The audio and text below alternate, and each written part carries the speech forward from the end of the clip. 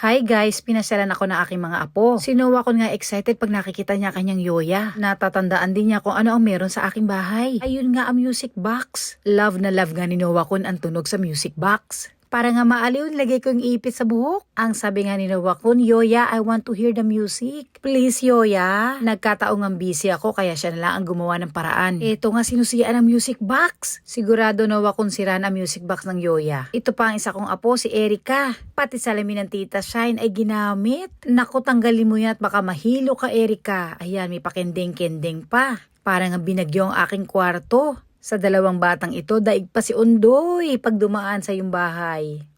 Para nga magkapatid itong si Erica at si Noah kun. Lagi nilang hinahanap ang isa't isa. Kaya sila pumasyal dito sa Yokohama ay para makita ang kanilang tita Ninang at ang Mimi Ursula. Kasi nga po yung best friend kong si Sol Madarang ay ninang sa kasal ng aking bunsong si Charmaine at ni Isay. Halos 5 years na nga din silang hindi nagkikita. Nagkataon ngang nasa Japan ang destino ng aking bunsong si Charmaine para makita ang kanyang ninang Soli. Para nga hindi na kami lumayo pa, dito na lang kami ulit sa Yakiniku kakain. Malapit ngayon sa aking bahay. Masarap nga naman dito ang mga karne. Ang tang, ang Caesar salada, kimchi.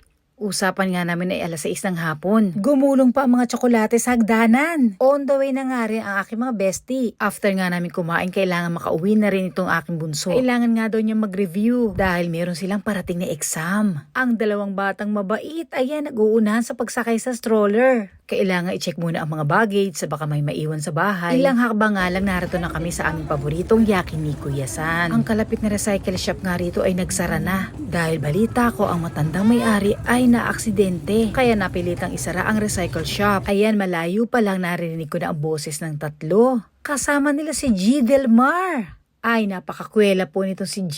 Sigurado sabog na naman ang lamesa sa kwentuhan. Super sexy at maganda pa rin ang aming kaibigan. Ang pangalan niya sa Philippine Club ay Hana. Kapag-asawa din po siya ng isang Japanese at nakatira sa May Fujisawa. Small world talaga dahil nakita naman ni Eric sa labas si Sugar. Kami po ang magbabarkada nung panahon kami ay mga talento pa. Oops, bago ang kwentuhan, mag-order muna kayo. Hinahabol nga namin ng oras. Kasi may pasok po ako sa Philippine Resto. Malayo pa rin ang uuwian ni G. Si Sugar naman ay papasok din sa Philippine Club. Ay, ang hirap talagang i-set up ng mga lakad. Dahil iba't iba po ang aming mga trabaho, magkakaiba rin ang araw ng aming mga pahinga. Kaya sinisingit lang sa schedule ang ganitong mga kain. Si Tita Shine naman first time niya nakilala si Isay. Ako naman ay busy sa pangungumusta dito sa long time no si kong friend. Throwback na to ng mga happenings namin ng buhay talento. Grabe talaga guys ang aming samahan. Nakailang beses rin kami magkakasama noong kami ay mga talento pa. Kasi po lagi kami request doon sa Garrison Gorilla. Ay siya, break time muna, tayo munang kumain. Sa mga baguhan sa vlog ko, ako po si Malu Manzano. Nagtatrabaho kasalukuyan sa isang Philippine restaurant, ang Bayanes Kitchen. Nagpa-part-time sa isang Philippine Club, ang Garrison Gorilla. Shout out sa mga naging talento ng Garrison Gorilla. Shout out din sa mga naging talento nakapag-asawa ng Hapon at namumuhay dito sa Japan. Hanggang sa susunod pong video, marami pong salamat sa inyong panonood. Yoroshiku onegaishimasu. Maraming salamat po.